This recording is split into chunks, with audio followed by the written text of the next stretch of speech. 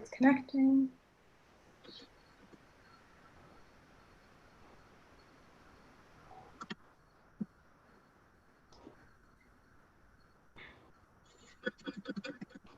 Okay, now we're just waiting for YouTube to load, but it looks like Facebook we're live. And YouTube is now working. Great. So we can get started. Okay. Welcome, everyone. Thank you so much for attending our third installment of the panel series in conversation with historians that features graduate students, faculty, in the future undergraduate students as well, as we discuss current events and its relation to historical contexts. I'm Emma Sheinbaum. I am the co-organizer of this event. I am the Communications and Development Coordinator in the Department of History here at Columbia University. And I'll now turn it to Saeeda. Hello and welcome everyone. My name is Saeeda Islam and I'm the Faculty Affairs Coordinator here for the History Department at Columbia. This is the fourth panel of In Conversation with Historians. And I'd like to just say that Emma and I are very pleased with just the attendees and the amount of positive feedback we've gotten, and also for all of the amazing historians and students who have graciously volunteered their time to join us on these panels every month. It's very important that we have these conversations within our Columbia communities, but also with our communities at large, especially a topic so dear to my heart like immigration. Both of my parents are immigrants and I study immigration, and it's an honor to be with some of the world's most renowned scholars, and we have a professor as well and Columbia alum, Brianna. So we're just very, very pleased. Emma's gonna introduce our panelists and I'll let her take it from there. Great. We also want to thank our department and our department chair, Adam Costo, and our supervisor, Pat Morrell, and the Committee on Inclusion and Diversity as well for co-sponsoring this event.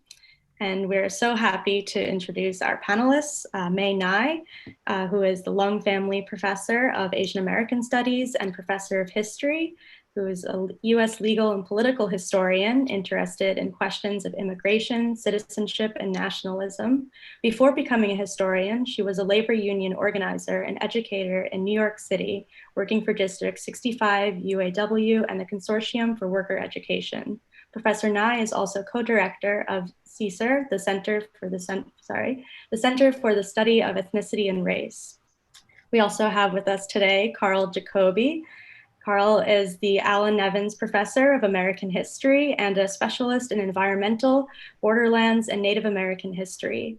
His books include Crimes Against Nature, Squatters, Poachers, Thieves, and the Hidden History of American Conservation, Shadows at Dawn, A Borderlands Massacre and the Violence of History, and The Strange Career of William Ellis, the Texas slave who became a Mexican millionaire.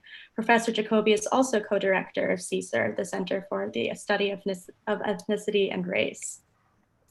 We also are joined by Pablo Piccato, professor who specializes in Mexican history. He has worked on the political and cultural history of Mexico and the history of crime.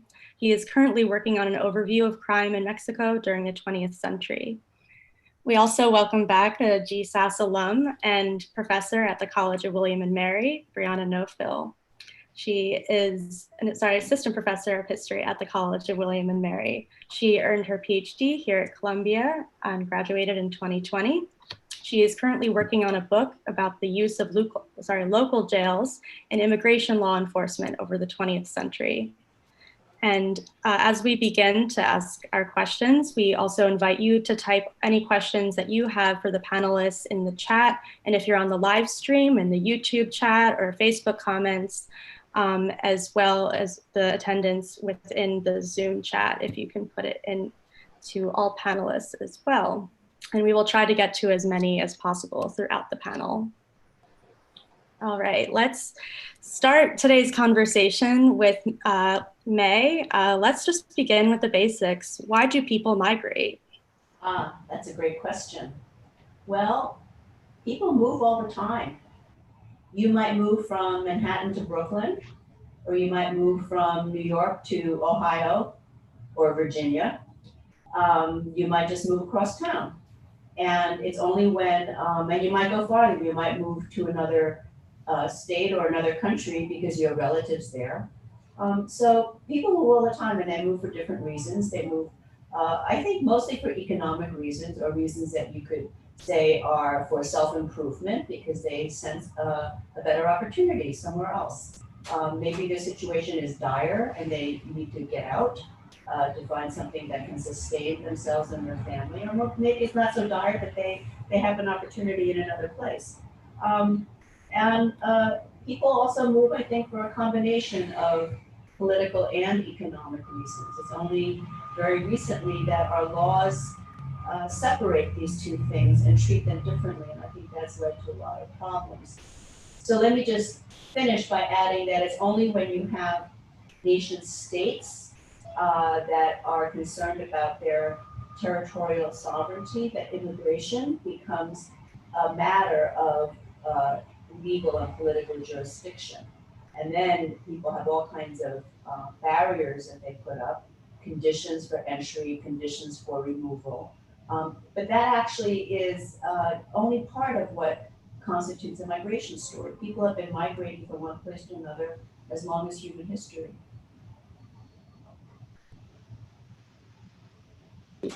And to follow up with that, let's look at the history of migration and the timeline of when immigrating began to be criminalized. Like when you discuss this in your book, Impossible Subjects, but when did the term settler shift? And so if you can speak towards the making and unmaking of illegal aliens.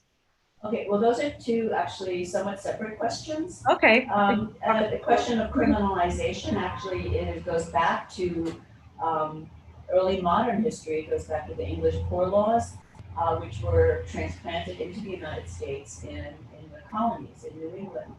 So towns forbade people from entering or kicked people out if they became indigent and they were considered to not belong. So migration restrictions and rules predate, well, actually they go back to this settlement, colonial settlement. But you raise an important distinction between settlement and immigration. You know, a lot of people like to think of America as a nation of immigrants, but the first people who migrated here, who were not indigenous, I think should not properly be called immigrants. They were settlers, they were colonial settlers who were trying to recreate some version of their old country, England or France or whatever, in the New World, is Spanish as well. And it's only, I think, in my view, in the late 19th century, when in-migration shifts from a question of settlement to a question of immigration, which in a sense means that the country is established, the frontier has been reached. That doesn't mean that these are not ongoing phenomena. They are, and they continue to be. But when people come as immigrants, they come to a place that's already set up.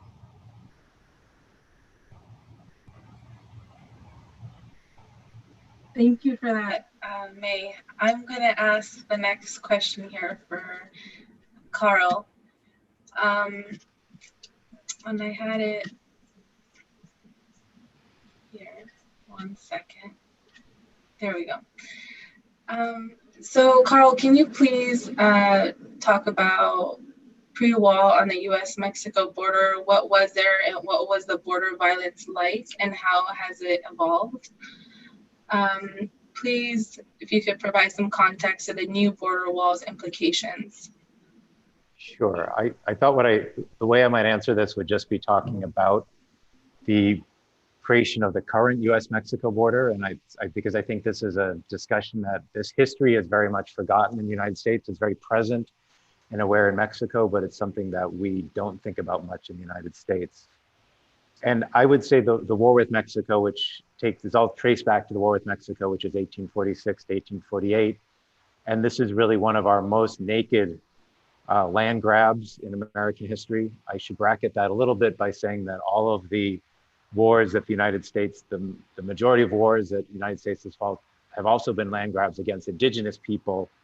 But in the sense, the United States justified these by thinking about indigenous people. And here I'm quoting the Supreme Court, and it's somewhat offensive language, but just to get a sense of how around the time of the war with Mexico, the United States was already thinking about indigenous people. They were calling them fierce savages with only a right of occupancy to land. Now, Mexico gets its independence. This is from a Supreme Court case in 1823 about indigenous land rights.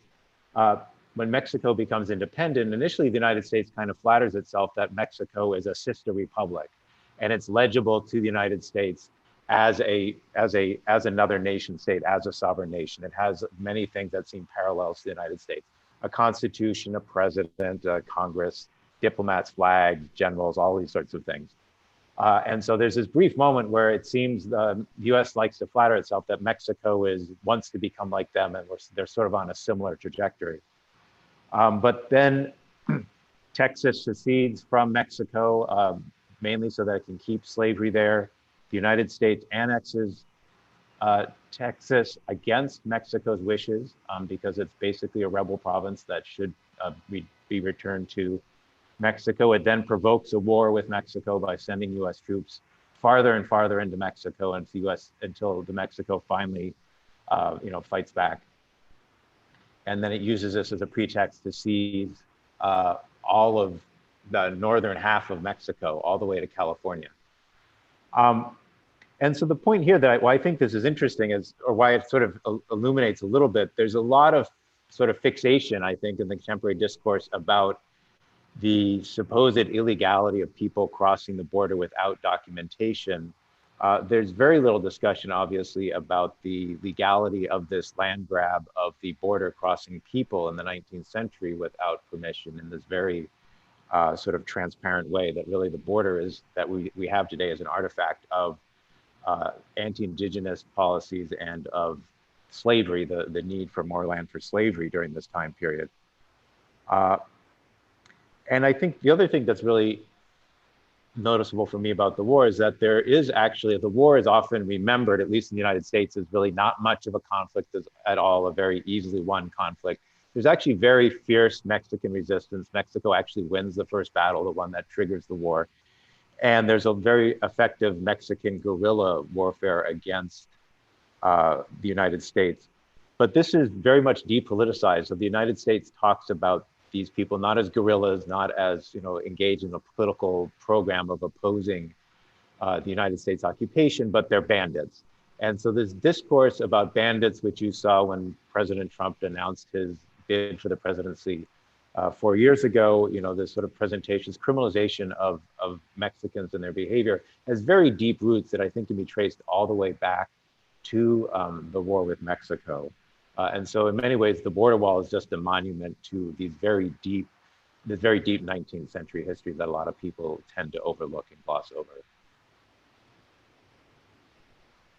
Thank you so much for providing so much context. And Pablo, if you could join in, and maybe if you want to add on to that, if you have any other context or provide a brief history of Mexico and the discussion of lands and borders and perhaps how they've changed over time and how those relationships have been affected with other nations, and maybe perhaps the irony, speaking towards the irony of the treaties between the US and Mexico and how those have been respected or not respected. Well, I mean, I won't have much to add to Carl's description. I mean, from the Mexican history point of view, the war with the US was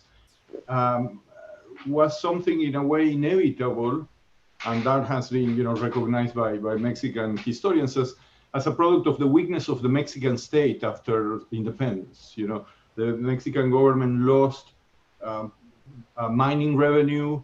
It lost the important place it had in the Spanish Empire. No?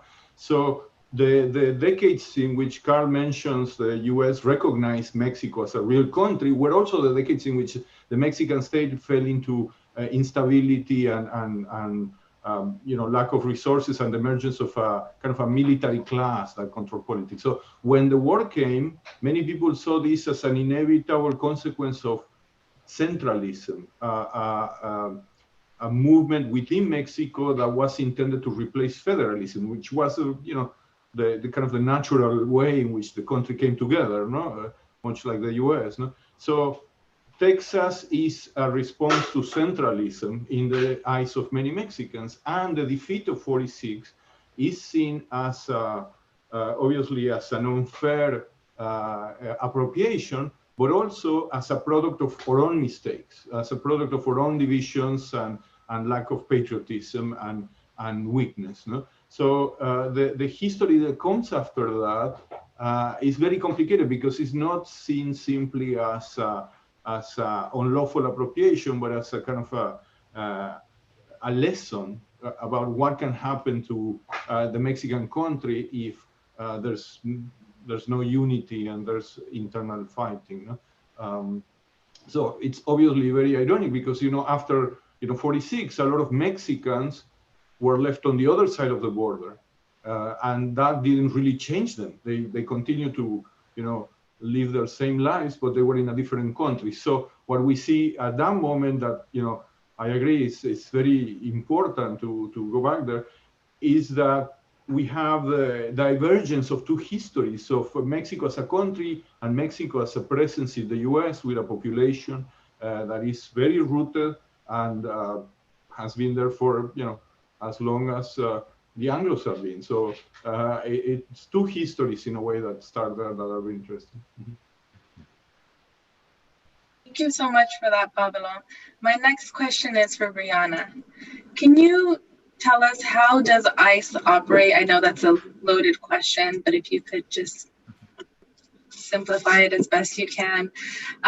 What is their protocol, and really if they have one? I often ask myself that question. Yeah, right. It's a good question. Yeah, I guess, ICE has only been around since 2003, and it's created in this moment of kind of post 9/11 bureaucratic restructuring that gives us the Department of Homeland Security. And if you're confused about its mission, I think that's kind of by design. It has one of those missions that's both incredibly expansive, but also somehow like very ill-defined. So I guess generally they see themselves as kind of having two tracks of what their work does. So the side that we hear about, I think a little bit less, is what they call Homeland Security investigations.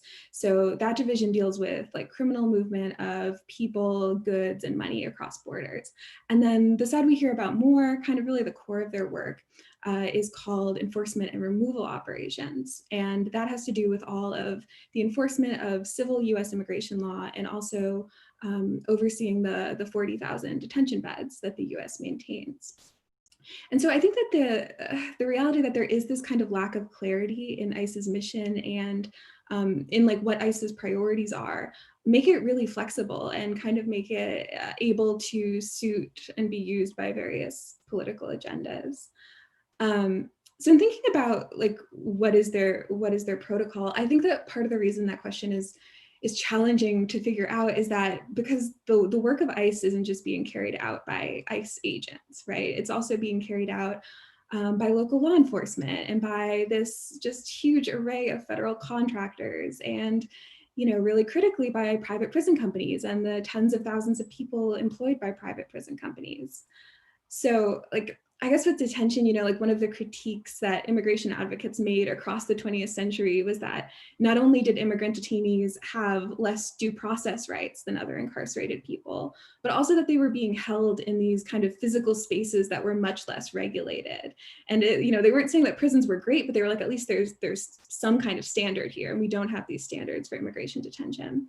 And that speaks to a lack of protocol. And I think that the reasons there aren't protocols are partially a reflection of kind of how many different groups' interests intersect with ICE work. So, you have private prison companies who want to keep the margins high. You have an immigration service that wants to be able to kind of put up and shut down immigration sites as problems arise. And you have like a US government that wants to ensure it can put up a site very quickly if a like immigration emergency happens, right?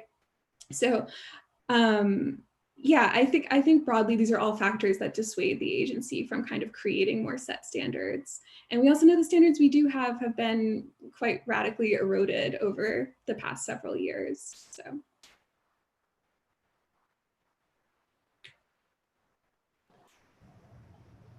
Thank you for the clarification, Brianna. My next question is for May. Where did this idea of limiting migration come from? And how did that produce criminalization of immigration? Thank you for asking that question. That's really important because I think we have a situation where I think over the last maybe 75 years or more, the idea that we need to restrict immigration, we need to have a number, a ceiling on the number, that's become completely normalized in American political and legal thinking. So the idea that we should have no number is completely unthinkable for many people. And yet that wasn't always the case historically. Up until the 1920s, there was no numerical ceiling on how many people could come. And immigration was largely governed by the labor market, both by pull as well as push, right? And so there were exclusions based on if you were a pauper or a criminal or if you were Chinese, but there was no numerical restriction, and that's become thoroughly normalized. But if you think about in other parts of the world, there aren't these kinds of barriers between countries.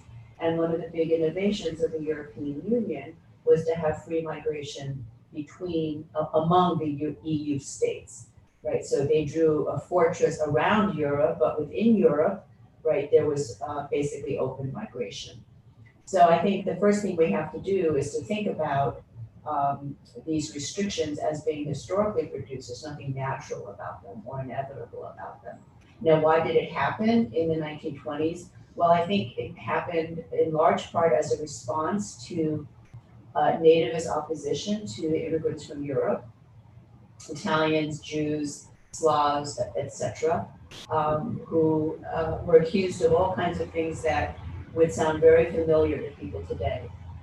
They're dirty, they're different, they have a different religion, they're lazy, they don't learn English, they live in unsanitary conditions, they have diseases, all the things you hear today were said at the turn of the 20th century.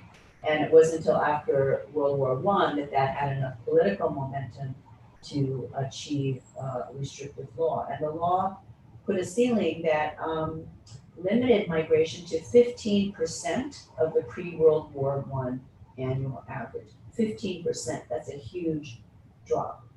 Now, once you say there's a restriction, then you have the inevitability that there's going to be so-called illegal entry or unauthorized entry, because if you have a ceiling of X, then the person who's X plus 1 is the undocumented person. So that's another important thing about this whole question, which is that undocumented immigration is not something that has to do with, the individual, right? It's not a character flaw of the migrant. It's purely a product of the numbers. And if you raise the ceiling, you would potentially have fewer people entering without documents. And if you had no ceiling at all, people are afraid that we would be overrun with migrants. But at the turn of the 20th century, when we had no ceiling, we weren't overrun, quote unquote. It kind of figured itself out. So I think that this is something that actually before 9/11, that summer, then President Bush, George W., and President Vicente Fox of Mexico were actually planning to meet to discuss opening the US-Mexico border to a much more relaxed immigration system. And then, that of course went out the window with 9/11. Can I just add one quick follow-up point to all the Yes, please do. All the really important points that May made? I think it's really instructive just to compare 19th century borders and our current 21st century border, which is, say, as May underscored, in the 19th century, borders are pretty much open to the flow of peoples, with this early exception of immigrants from China in the case of the United States. they're actually fairly sticky in terms of the flow of goods, so that the United States doesn't have income taxes in the 19th century. It generates most of its revenue actually from duties on goods as a way of protecting domestic manufacturers. And so people can flow easily, goods cannot flow easily, capital cannot flow so easily. And now opposite now, right? Exactly, it's been flipped around. So now our borders, we've done all these things like NAFTA and it's the sequel, which were all about allowing goods and capital to flow very easily across borders. But over time, we've actually seen the flow of people across borders get incredibly difficult. And so it is sort of the inverse situation of where we were in the 19th century. And this is why I think it's important to have a historical perspective on what's going on, because people talk about sort of, we live in this multinational or whatever transnational world, but in some ways the 19th century was much more transnational for the flow of people than our current moment is right now. That's why you had to have an empire to keep your goods flowing. Yeah. Like the British. Yeah. So my follow-up question to that, May, and whoever else would like to answer as well. How does a government turn asylum seekers into, quote, illegal aliens, both in policy and in public discourse? And this is something that you talk about a lot, so.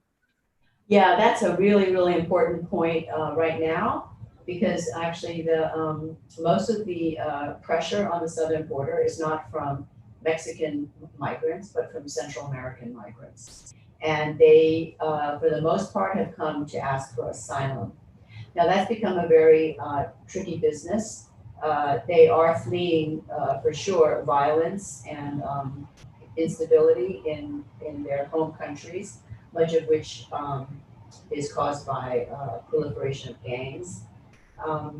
And so they are asking for asylum. But they also, you know, as I said before, migration is usually a combination of economic and political motives. And so people are also leaving Central America because life is precarious there. It's not only violent, but it's also economically precarious. And we should acknowledge that and respect that. Now the problem with the law is that it says you either are an economic migrant or you're a political asylum a seeker or a refugee. And the eligibility to be a refugee or an asylee is actually very narrow. And these are, we think of these as human rights norms, but they were really crafted as Cold War measures, right? Mostly to help people leaving communist countries in Europe and then later the Soviet Union. They didn't even want Chinese communist refugees. They were for European communist refugees. And you had to be an individual you had to be someone who was individually persecuted, tortured, or otherwise threatened on account of your religion or ideology, race, etc. So these are very narrow grounds. It rules out anybody who, say, is a climate refugee, anybody who flees an area of violence, who has not personally been persecuted or tortured. It's actually a very small eye of a needle to thread. And so the rate of rejection of Central Americans, asylum seekers, is extraordinarily high. It's over 75%. And now under the Trump administration, of course, they don't even give you a hearing. They just decide, the Border Patrol decides you're not eligible, boom, and you're gone. So that's how they turn asylum seekers into so-called illegal aliens. At this point, we're not even giving them the right to have a hearing. And so it's a complete travesty of the law, as problematic as the law is. If anyone else wanted to add any thoughts on asylum, we can now. But we also have a question in the chat that I'll incorporate in from Mika. Hadn't there been nativism and xenophobia in the mid-19th century as well as in the 1920s? That cannot alone explain the new immigration limits. Does technology, e.g. better transportation, explain why only in the 20th century was a ceiling introduced? And that's for anyone who would like to respond. Well, absolutely, there was nativism in the mid-19th century. There was tremendous hostility, especially towards Irish, especially the famine Irish, who were opposed not only because they were Catholics, but because they were poor. And many of them were deported, but under state laws, because until 1875, immigration was not governed by federal policy. But states like Massachusetts and New York especially had vigorous screening and deportation and removal of poor Irish people. So yes, you're right, nativism has a very long history and it chooses its targets according to circumstance. You know, then there were Chinese who were excluded altogether. And then later, the Europeans at the turn of the century. But I think that one of the differences in the United States of 1920 as opposed to 1900 or 1850 is that the United States already by then has what you might call a mature industrial economy. A lot of the huge numbers of migrants who came from Europe in the late 19th and early 20th century, they were the muscle that built the industry and cities of this country. And so the expansion of the economy and the increase in gross national product came not through increases in productivity, but just sheer numbers of people doing work. And by 1920, you have productivity increases more through technology and labor discipline, right? So you also, they don't need as many bodies as they did before, so to speak. Can we say, May, that, I mean, even though there was nativism in the 19th century and, you know, it was xenophobic and racist to an extent, there's something different now because of the legal construction of the foreigner and the ability of the state to enforce those laws through the system that Brianna knows very well, that really denies rights to people, right? So I think that that's perhaps answering the question that was posted in the chat. No, I mean, there's a long tradition, but something is new today, which is, you know, the layers of law, the state capacity to enforce it, and obviously the political use of the same nativism. I mean, which I don't know if you agree, but I think is different today from the kind of uses of xenophobia that we had in the past. Yeah, you're right. I agree with that. I mean, I would also say that, you know, in our own time, you have the racism. I mean, after 1965, immigration into the United States came increasingly from non-European areas. That was new, right? So that in the early 20th century, 80% of the people 90% were from Europe. And by the year 2000, close to 90% are non-European. So that's definitely a question, and it ties into the long history of U.S. imperialism and racism towards people in the so-called third world. That's definitely true. But I also want to say, you know, immigration law enforcement, it's selective. You know, like the reason why you have so many apprehensions at the southern border is because that's where you put all the border patrol, right? I mean, you put them somewhere else, you might be picking up some different, you put them in Maine, you'd be picking up a different kind of person, right? So it's very selective. And then, you know, when immigration was so high from Latin America and Asia, in 1990, they added a diversity quota, which was done so there'd be more white immigrants, right? I mean, so they wanted to have more white people come. And the irony is that the people who took advantage of that, there were some Europeans, but a lot of Africans took advantage of that because you had to have a history of low immigration. So it's also very selective. Where they have raids, I mean, Brianna knows about this, where the raids take place, where the border patrol is stationed, where they give new visas to. Yeah, can I just add in 2 points there? One of them is, we don't often hear about it in immigration enforcement issues, but one of the groups that is deported at the highest rate is Haitian people, and that's often just because the African-American community is so heavily policed, over-policed already, and so they get caught up in these nets and are deported. And then the other issue that I think is, maybe we'll get to this later in one of the questions, but I think we've allowed for a century this very extreme enforcement mechanism along the border, particularly the border with Mexico. And I think we're at this very interesting historical moment where perhaps we're seeing those institutions and policies that were developed targeting mainly Latinos now being extended into the center of the country and catching up increasingly other people like white protesters in Portland. And when white protesters in Portland face this, they're shocked and outraged. But if they've been paying attention and what's been happening on the border for a century, they would realize that other communities have been facing this level of intense policing for a very, very long period of time. Thank you for noting those as well. Thank you all for your responses to that question. And thank you for that question. Carl, how has, this is, I guess, it seems like a little bit shifting gears, but we will definitely be circling back to all these topics. It's all connected. Sure. But how has the American history of destroying Indigenous and Native ways of life and lives negatively impacted the literal nature and environment of this country? And for example, the increasing wildfires, for example, in the West Coast, and the seemingly expedited climate change that we all are experiencing. And I guess that's what the question is. Yeah, no, I mean, that's a great question, obviously. And I think we've seen how we're all connected with this, where a few weeks ago in New York, there was a huge plume of smoke right over the city, which was all to be traced to the fires out on the West Coast. When the United States seizes the northern half of Mexico, this is one of the big differences actually is that these tend to be arid lands, much more arid than what the United States had ever faced before.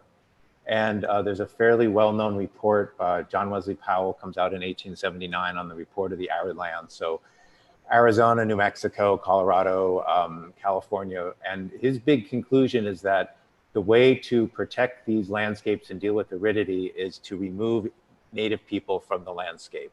In many respects, the United States is already doing this, right? It's a settler colonial nation. It's removing people from, dispossessing Native peoples integral to basically creating the settlers, allowing people to come over as settlers, the way that May was talking. But this adds an extra layer to the argument, which is to say that environmentally, to conserve nature, you need to remove Indigenous people from the landscape, particularly because they were using these sorts of cultural prescribed burning. It's a way of it. It's basically setting very low-level fires that will open up new growth and will actually prevent these sort of raging forest fires we have now because it uses up the fuel. You can really think about it as a more distant form or sort of unrecognized form of cultivation because it creates an ecology that works really well for the Indigenous peoples. And so what we're facing now is if you removed Indigenous people from the landscape in essence becomes a historical text, and you can see the consequences of what's happened there. The loss of knowledge, not the Indigenous communities still have the knowledge, but non-Indigenous people have blinded themselves to this sorts of knowledge that can be used. The other thing obviously is just the creation of the border that cuts through dozens of Indigenous homelands. And so this is a big issue. We're seeing right now, I don't think there's been nearly enough coverage in the news, but in Southern California with Tohono people and Southern Arizona, there's been a lot of complaints that they're building the big new border wall right through these Indigenous homelands and really cutting people off from ritual sites. And I went to a conference at the Yaqui Pascua in Arizona we're putting on recently, where they're complaining about often they have to go to cross the border with ritual items, and Border Patrol people are trying to, tear apart their ritual items to see if they have drugs inside or not. And so the border is also doing another form of violence against these Indigenous uses of the landscape as well. So those are two of the really obvious dimensions of what we're seeing in the West. Thank you. This actually seems to be, this can be for anyone, but we have another question from the chat that's related to this line of thought. Early on, Carl, you mentioned that the US-Mexico border was built with anti-Indigenous purposes. To what extent does that continue to be true? How are Indigenous groups considered in these conversations about immigration? I'm not sure if maybe you already addressed that, but if... Well, I mean, it's interesting. I'd say the very first group that the border tries to control is indigenous people. So the Treaty of Guadalupe Hidalgo actually is trying to control the crossing of indigenous people across the border. You know, in terms of immigrants, indigenous people are not seen as immigrants. You know, when it's immigrants, it's of course, as May was talking, it was the Chinese, but the early target of use of the border is really trying to control indigenous mobility. And basically, it's interesting, the Treaty of Guadalupe Hidalgo, when you see the border, it's creating a Mexico and a US and completely erasing the presence of any indigenous homelands at all. And most of that land, actually, in some ways, the United States has to fight, in essence, two wars. They fight a war against Mexico in 1846, 48 to claim the land from Mexico. Mexico is its own process of trying to claim that land from indigenous peoples. And then the United States fights a much longer war and a much more brutal war, which, you know, in cases of like California, has some of the worst examples of genocide in American history, of claiming this land then from indigenous communities. You know, certainly the issue about immigration is a lot of these indigenous people would like to have their own rights to cross as members of indigenous communities recognized and be able to cross on their own passports and not have to, you know, have their sovereignty recognized. And in some ways they would like to sort of set themselves outside the discussion about immigration and really focus in on the issue about this is an indigenous homeland that has pre-existed long before US or Mexico existed, and we have a pre-existing right that needs to be recognized. And so that's certainly something that in the last, as this conversation has evolved and as the enforcement mechanism, as Brianna was talking about, you know, after 2003, when you get the Department of Homeland Security, this massive expansion of the security apparatus there, the indigenous communities have then tried to, I think, get more organized among themselves to present a united front on these particular claims. Can I add something to this? Something that Carl and I both teach a course in ethnic studies called Colonizations and Decolonization.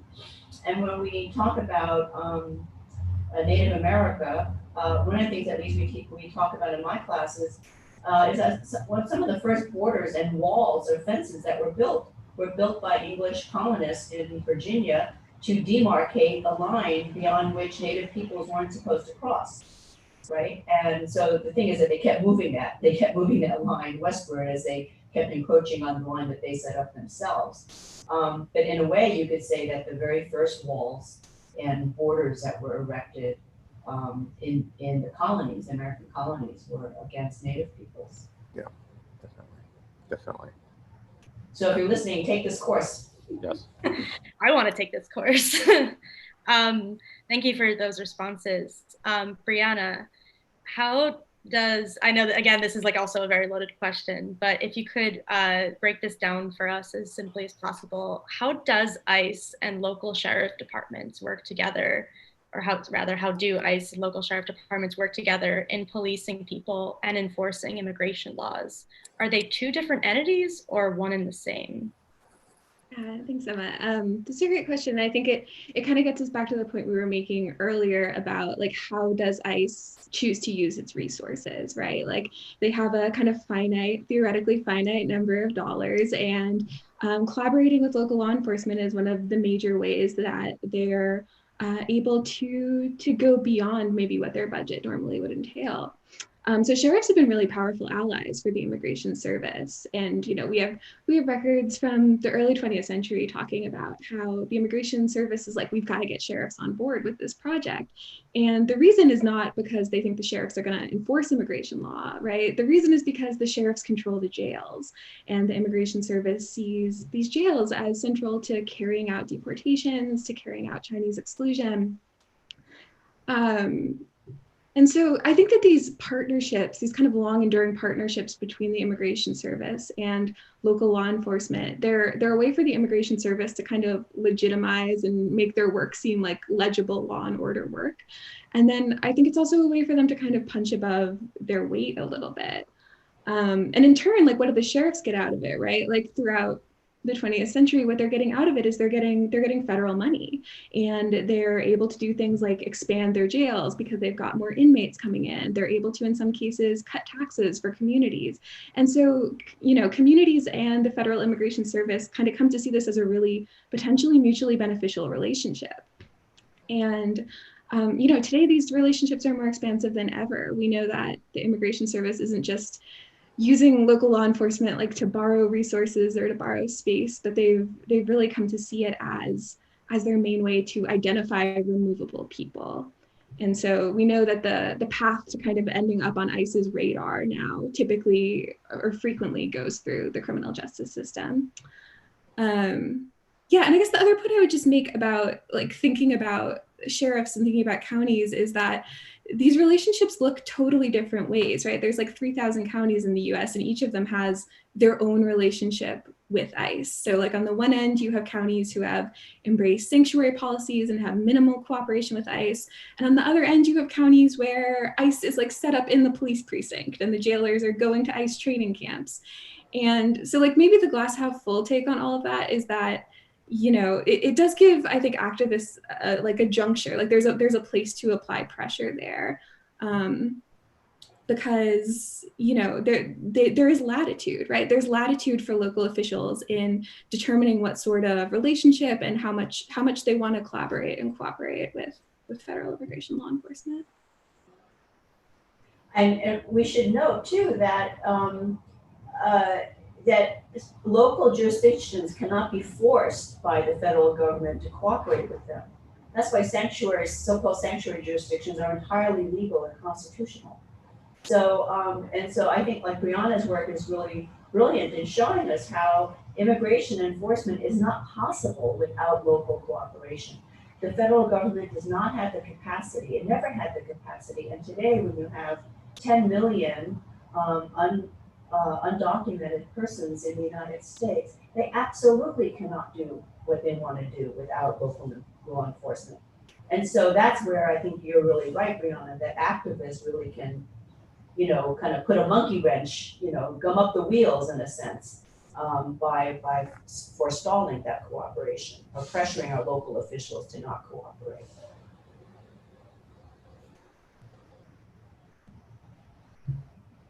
Thank you, Brianna and May. Our next question is for Pablo. How did Trump and previous administrations exploit the xenophobic and racist, quote unquote, violent Mexican narrative to further their political agendas?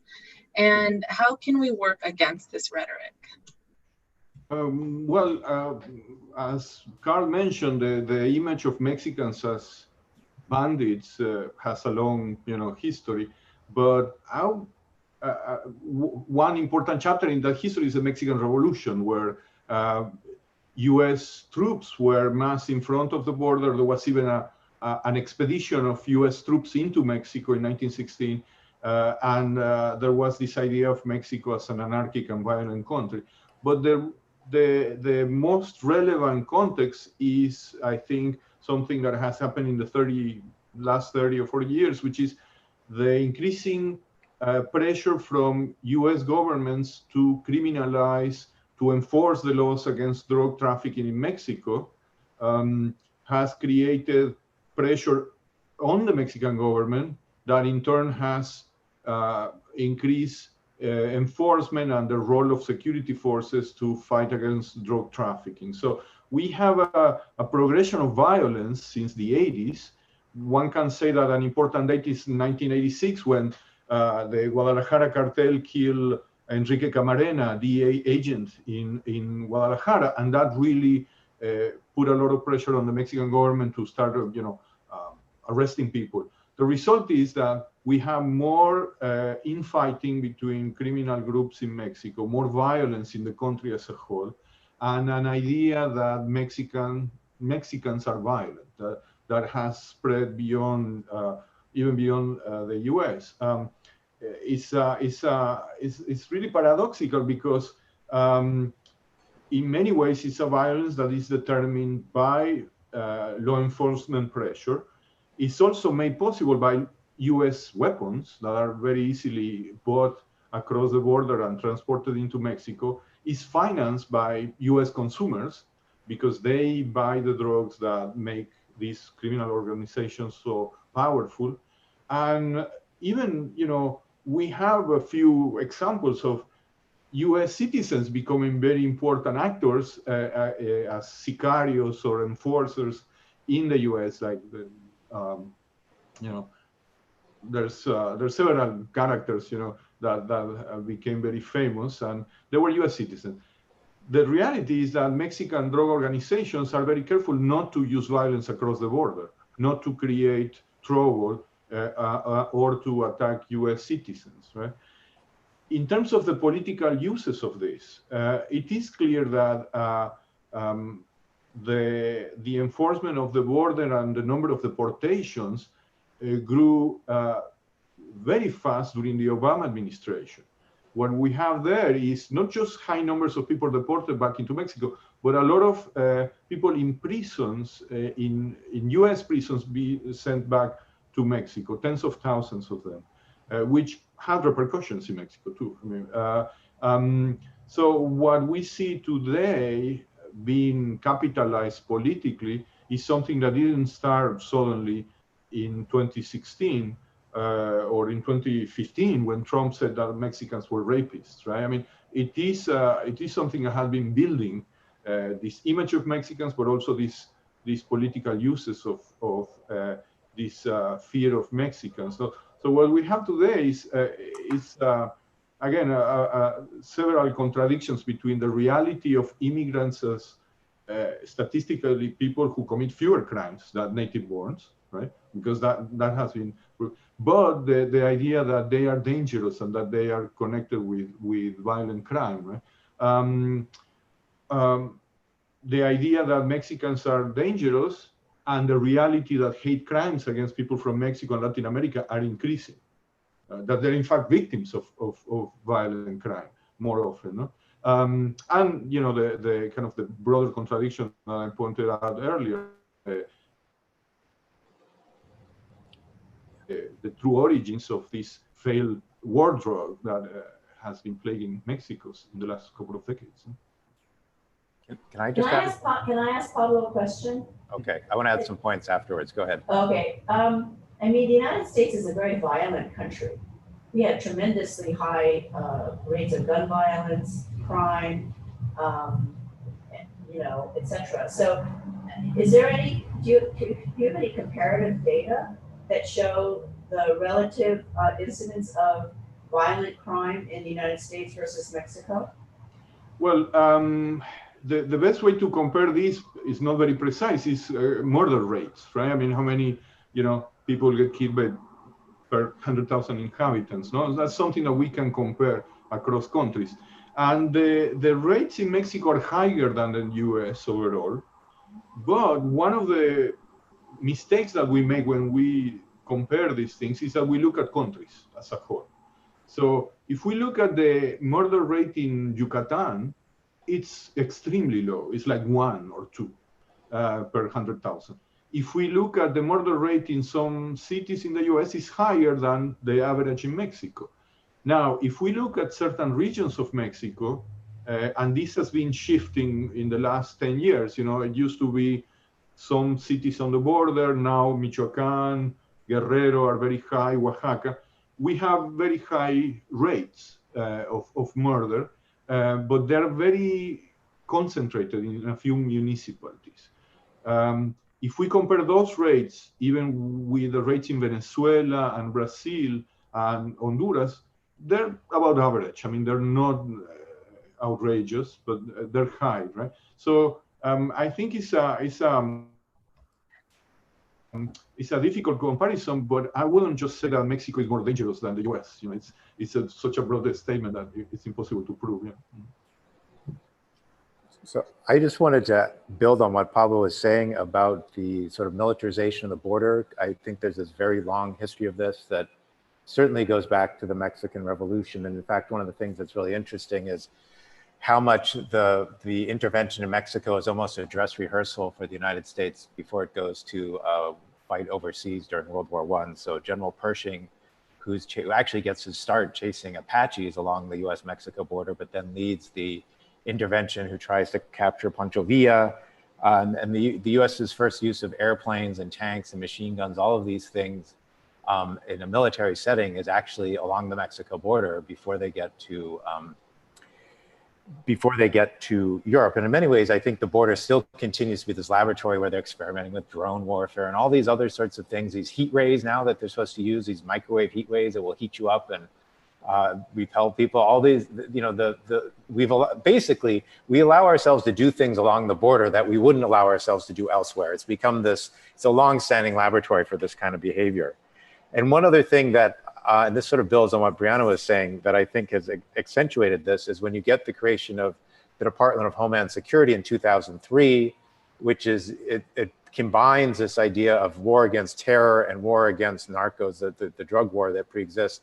And they kind of get combined, and you have these fever dreams, although I think there's almost no evidence of narcos and terrorists working together. You know, they have very different motivations and objectives, so it never happens, but they have been congealed. This idea that there's a narco-terrorist threat along the border has sort of congealed in the popular memory or the popular mind. And the last point is, in building again on Pablo's on the unevenness, is a lot of the cities, the border cities on the US side of the border, are actually some of the safest cities in the country. El Paso is very, very safe.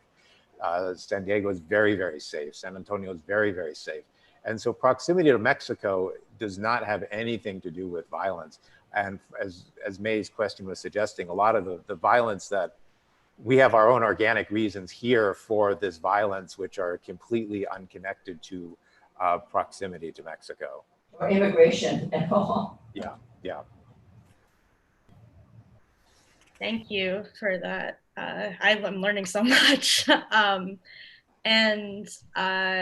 Carl, you were quoted in a recent article by Russell Contreras of the Associated Press on the Mexican-US Underground Railroad, which I had never heard of before. And for those who were not able to read it, could you please give a brief summary of the findings? Sure. So I think we're all familiar with the more familiar Underground Railroad, which we think of as going from, this is in the antebellum 19th century, pre-Civil War, that allowed enslaved people to self-emancipate by going north. You know, Harriet Tubman, Frederick Douglass, all those examples. But what's interesting about both Frederick Douglass and Harriet Tubman examples, they're both from the very far north of the South. They're from Maryland. And, you know, they're close proximity to the north, and it's remarkable what they did, but it was a fairly short, really the center of gravity for slavery, for enslavement in the antebellum period is moving south and west. It's moving into Texas. It's in Louisiana, it's in Mississippi, and increasingly in Texas. For people there, the real place to run is not north, which is an incredibly long, impossible journey. It's to go south into Mexico. And we don't have exact numbers. The best estimates I've seen are at least 5,000 people are doing this, but there's a very steady flow of people, of enslaved African Americans for whom Mexico represents the land of freedom during this time period. And I think it's been hard for a lot of Americans to realize this, in part because we just don't know any Mexican history, but also because the idea of running north still suggests that the US is the land of liberty. But to really turn that on its head and say, actually, you needed to go south, you need to get out of the United States together for emancipation is a little more jarring for Americans. And in fact, after the Fugitive Slave Act of 1850, of course, the South could reach into the North and seize slaves in some place like New York, but they could not reach into Mexico. In fact, Mexico refuses to sign a treaty of extradition that will return enslaved people to their enslavers in the United States. And this is a little hard to prove, but I actually feel like one of the last places Robert E. Lee is before the Civil War breaks out. He's on the border with Mexico. He's chasing around after fugitive slaves and supposed Mexican bandits. And there was a lot of tension over fugitive slaves in Mexico. And I feel that it's not at all impossible the US and Mexico would have gone to war again over this issue had the Civil War not broken out when it did.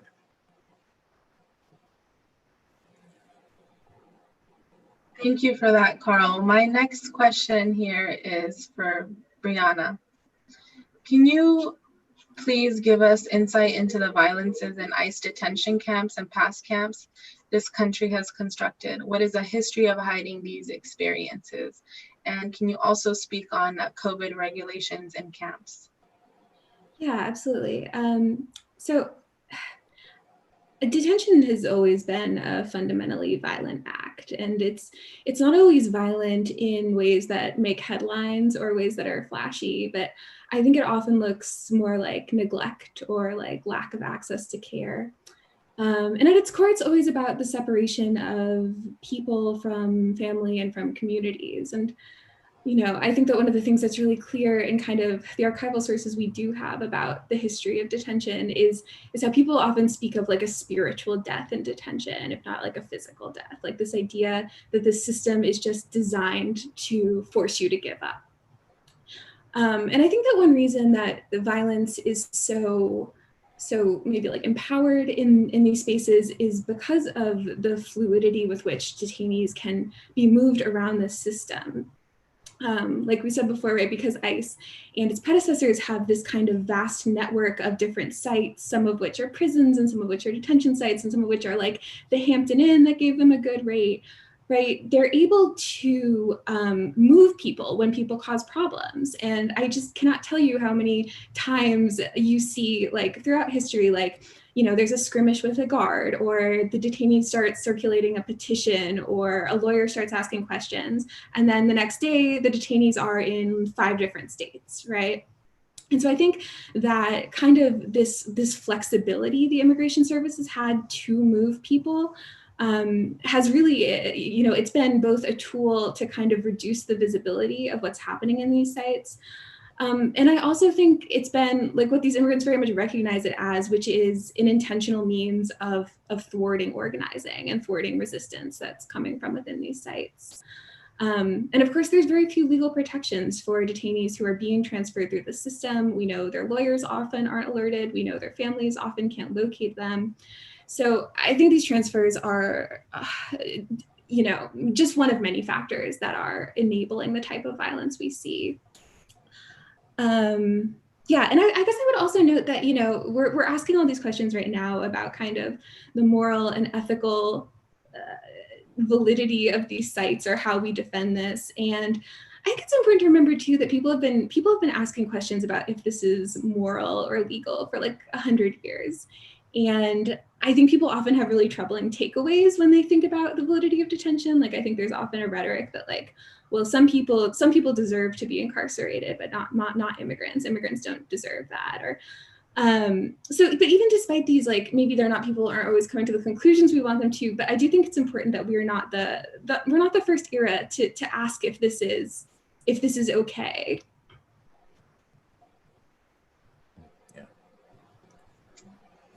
I do have a follow-up question, Brianna. Recently, it has been exposed that forced hysterectomies occurred in an ICE facility.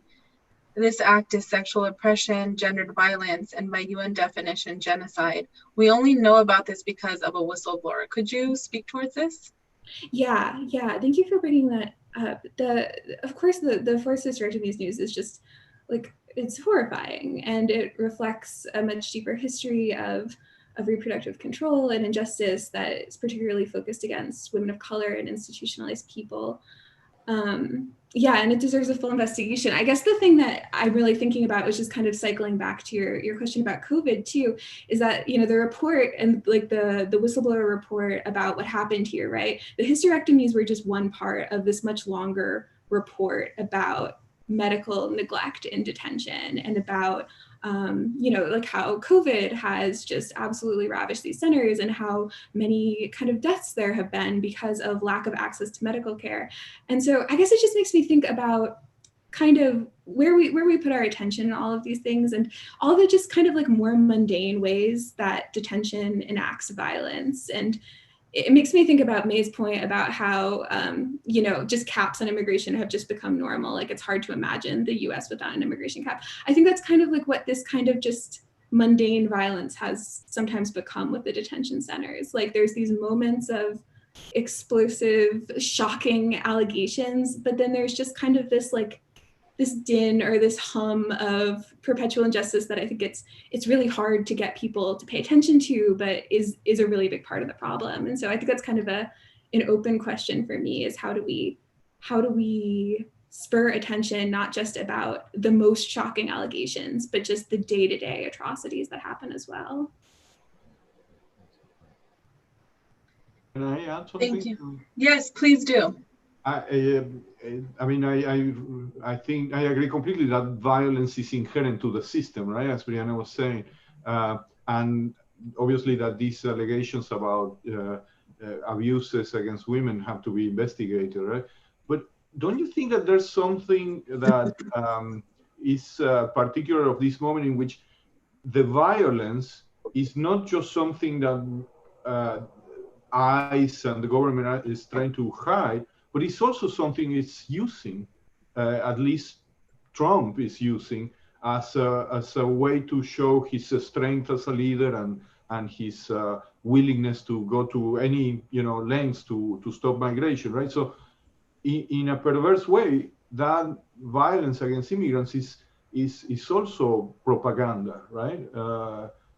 For the need to stronger enforcement, more border patrol. I always think about this Sheriff Arpaio, right, who built a career out of selling at the local level that kind of tough immigration attitude. No, so I agree. I mean, it's very difficult to call attention to these things, but and it's necessary to do it, right? I mean, but at the same time, we have a government now that is calling attention to it in a way as part of his rhetoric. Thank you. Thank you. Can I add one point too? Yes, please do. We haven't talked much about the border wall. I guess maybe that's my fault because Saeeda did ask me a question that sort of pointed in that direction. But one other thing just to think about, and another layer to this discussion about violence, is that this is one of the biggest infrastructure projects in the US has ever undertaken. So far, we've dedicated about $20 billion to it. That's just to construct it, not to deal with the maintenance, which will be billions and billions more. And so we just think about what one could be doing with all of that sorts of money, rather than putting it in this, frankly, rather useless sort of monument to xenophobia and racism along the border. I think that's one other dimension to the violence. I was thinking a little bit when Brianna was talking about, and Pablo's comment too, which I think really pointed out the ways that this violence is both hidden and not hidden. I think we've a lot of us allow ourselves not to focus on it. And I do think also, it's interesting that Trump wants to get this out both to his own base, and I think to send a message to possible immigrants in Central America, Latin America, that don't come because we might rip up your family and lose your kids. And so there's just these multiple layers of violence that are here. But I do think even just the where you're deciding to put your resources is part of that story. Thank you. Absolutely. Yeah, thank you. We have one question here from YouTube that I'm going to ask, and anyone can feel free to answer it.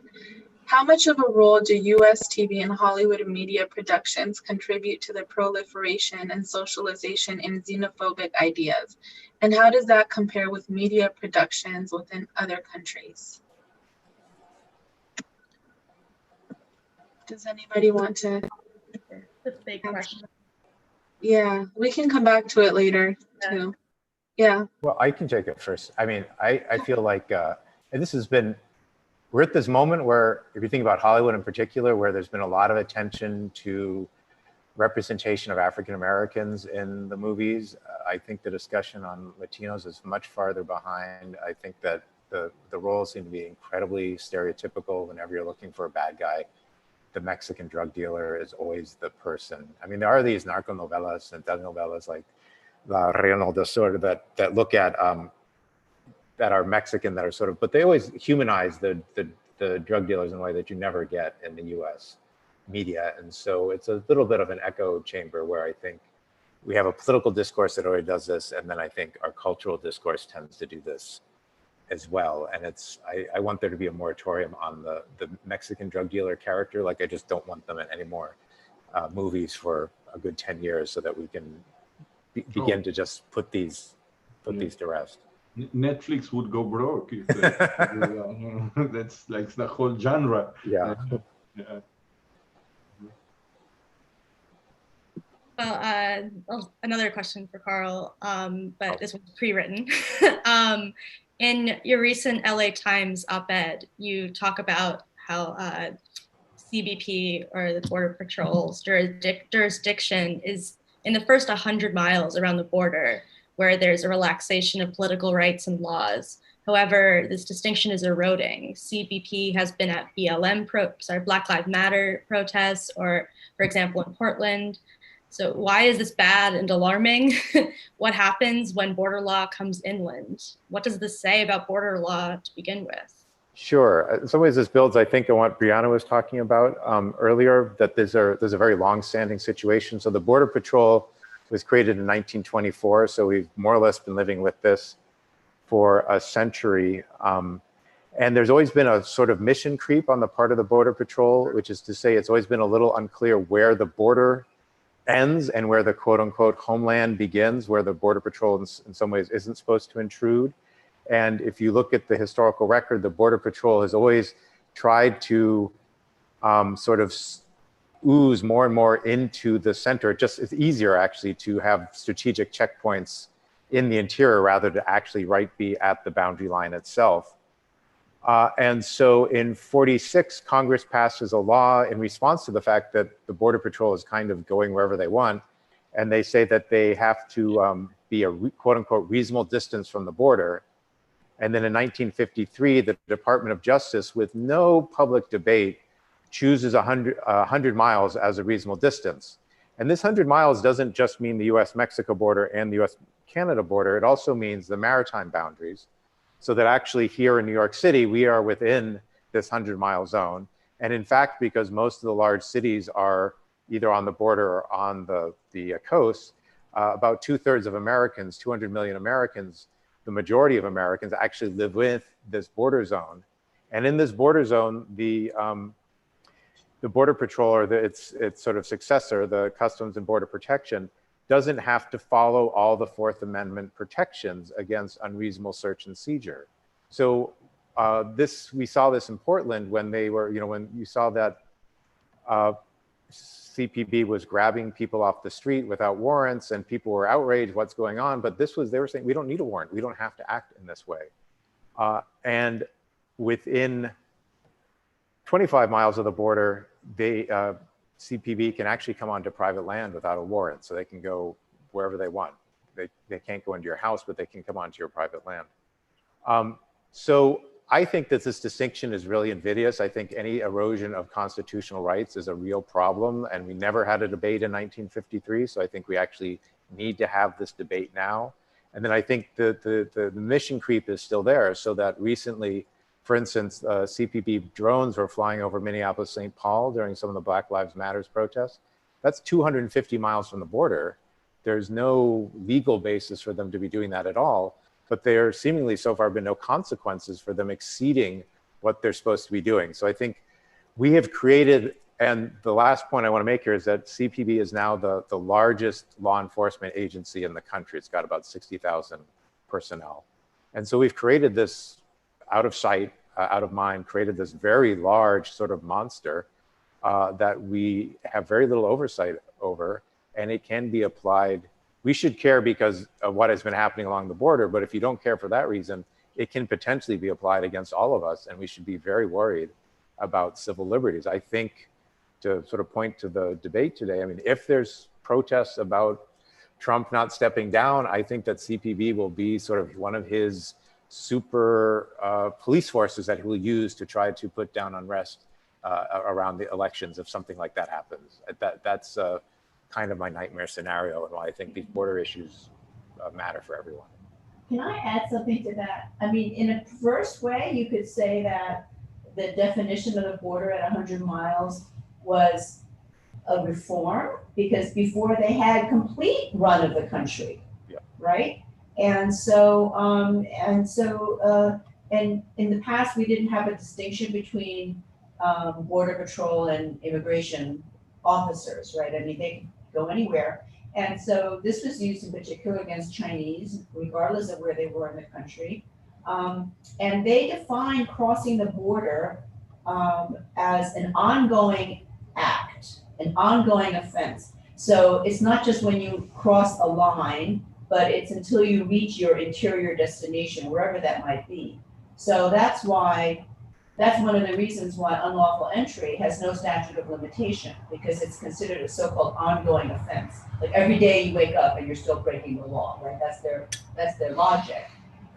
But before, and I think part of the reason for the pushback and the call for defining a border zone was because they were running amok all over the country against Chinese, absolutely, but also increasingly against Europeans, and they used it against labor radicals who are immigrants, et cetera, et cetera. So I agree with what you're saying about the dangers of this, but I also want to point out that what they're doing now is actually going back to what they used to do. Yeah, no, that's a great point. Thank you.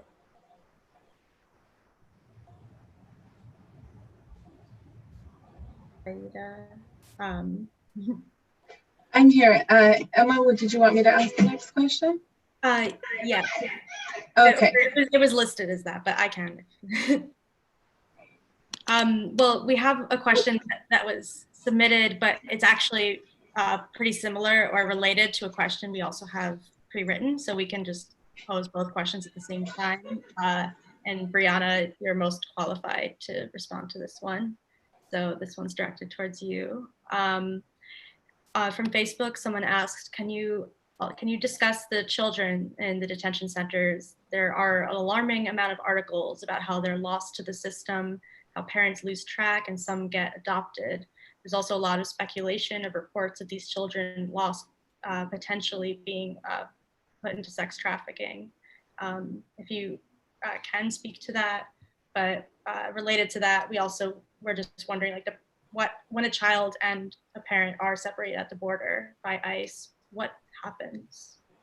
Yeah. So I think that, like, part of the answer to this question is there's a lot we don't know right now, and I think there's a lot we probably won't know for years. But kind of generally speaking, it might be helpful to remember that, like, kind of how the border looks right now is different than how it looked 2 years ago. Right now, the majority of families who are crossing the border are being deported or returned to Mexico before they're reaching detention. And this is in part because the current administration has used the pandemic kind of as an excuse to turn away asylum seekers. And we also know, right, that family separation was formally ended and, of course, not really ended in practice. And the reason it hasn't really ended in practice, right, are these legal loopholes that still exist. So if a parent has a criminal record, regardless of how small the offenses are, or if someone comes with a grandparent or a cousin, they can still be separated from their family member. But we do have a sense that, you know, it's not what it was in 2018. So for children who are separated, the kind of general process is that they are held in a facility, sometimes called a shelter or a detention site, and then the Office of Refugee Resettlement, so a separate office from ICE, attempts to locate family in the US. And so what we saw in 2018 was that the Office of Refugee Resettlement, it becomes just radically overstretched. They do not have the shelter space for this many children. And that's why, you know, a large part of why we see these shelters that look like someone put them up like overnight. So the big concern here, and like how we get to this question of our young people being exploited, ties to the question of how is the ORR vetting the people it's releasing minors to. And so there's been, questions about labor trafficking. There has been also just concerns about, there's lots of religiously affiliated foster groups that have taken in migrant children. And, some of these are questions about exploitation. Others are just questions about, like, do these foster parents have the resources to deal with children who have been through this kind of trauma? And so, there's dozens of legal actions pending right now. Most of them are torts about what children have experienced in this few-year period. And I think this is going to be, it'll be something that we will learn more about as it goes on. We're going to try to wrap up. We're only going to do a few more questions. Our next question is for Pablo. Could you speak on economic and demographic changes in the last decades, especially since the 1990s? Perhaps how it pertains to forced migration. Yeah. Migration, yeah.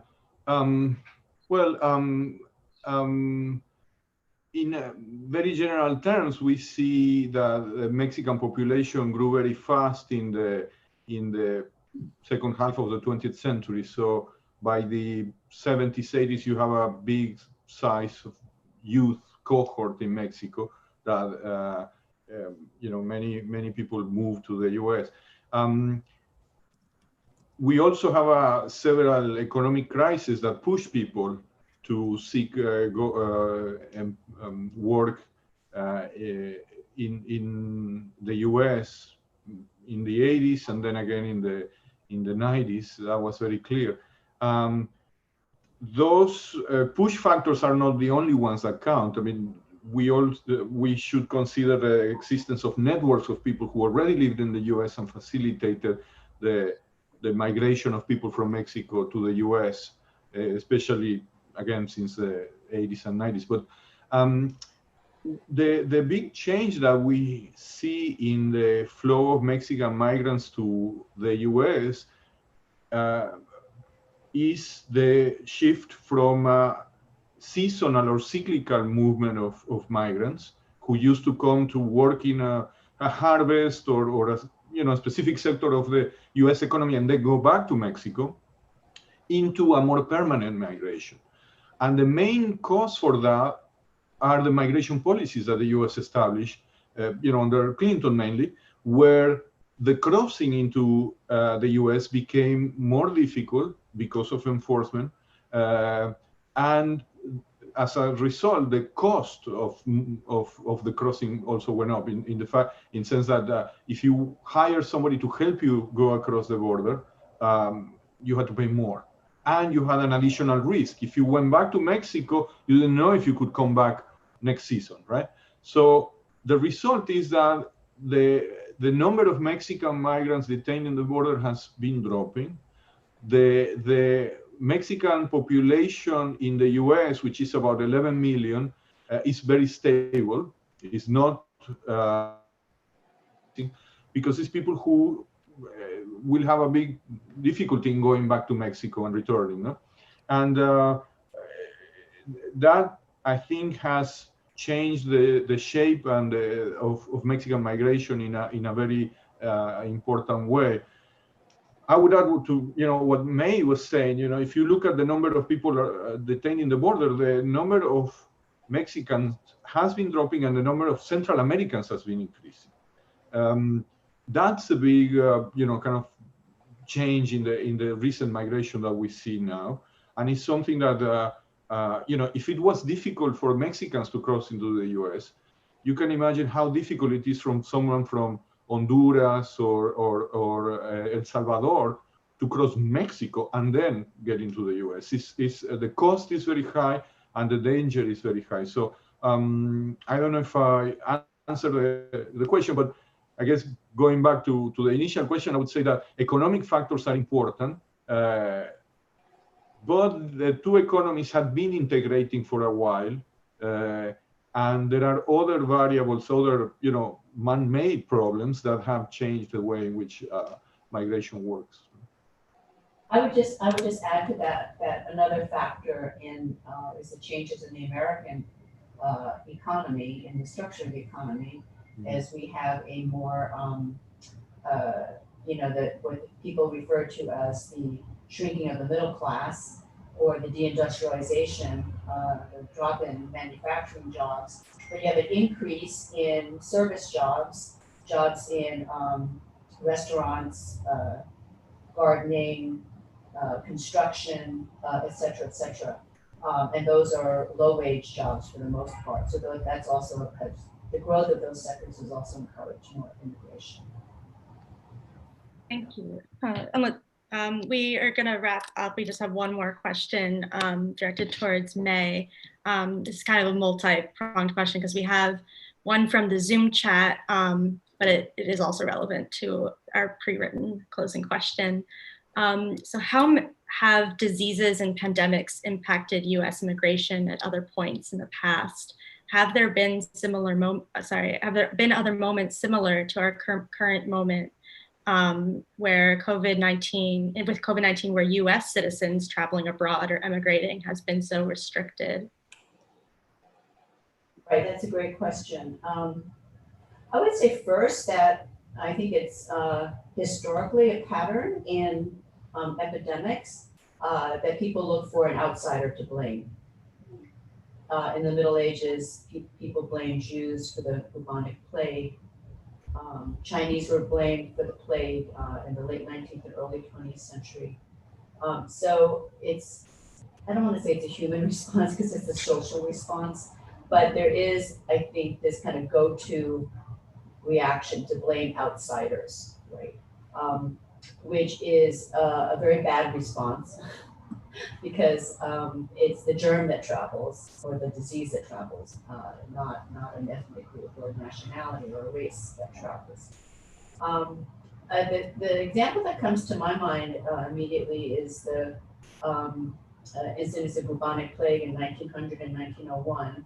First in Hawaii, where they burned Hawaii Chinatown to the ground to try to control it. And then San Francisco, where they quarantined all of Chinatown.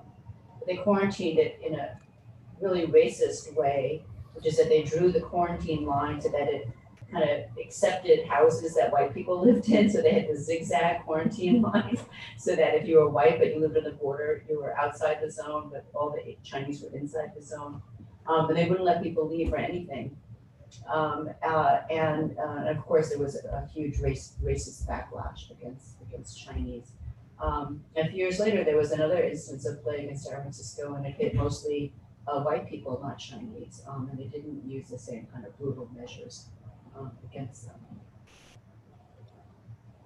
Thank you. Can I just add to that? That Please. one of the things that I find really significant is how early on the US-Mexico border has been cast as a medicalized border, as a sort of supposed to be protecting you from these foreign invaders, of which in ways May was talking about, end up being cast as germs as well. So in El Paso, for instance, early on, they have all these policies about delousing and the idea that Mexican immigrants are going to bring diseases into the United States. It's actually a little bit ironic because during the Porfiriato, they actually had a better sort of public health system in Mexico than they did in much of the United States during this time period. But it's a very, in the ways May was saying, it's this very old trope, and then it gets applied to a lot of these policies along the border, so that we now have this groove that we think about the border as supposed to be protecting us from all sorts of outside threats, one of which is supposedly germs and illnesses. That reminds me of the irony of when the Europeans came to Turtle Island, or the original United States, when the indigenous people were here, and they brought so much disease. Right. Smallpox. Yeah. Yes. Great. Well, this was a wonderful, really, really informative and productive panel. I'm going to turn it to Saeeda to close it up for us. I'd like to thank all of our panelists for joining us for yet another very insightful conversation. We are actually planning a part 2 to this panel.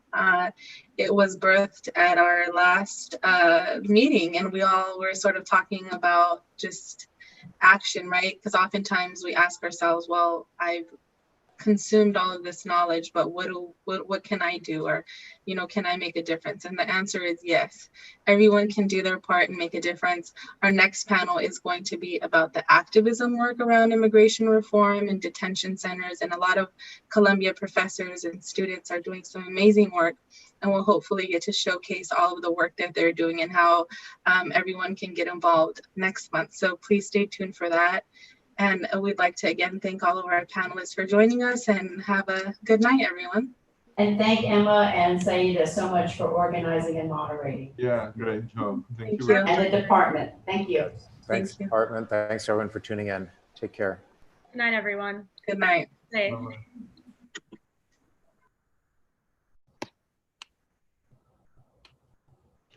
Thank you, Emma.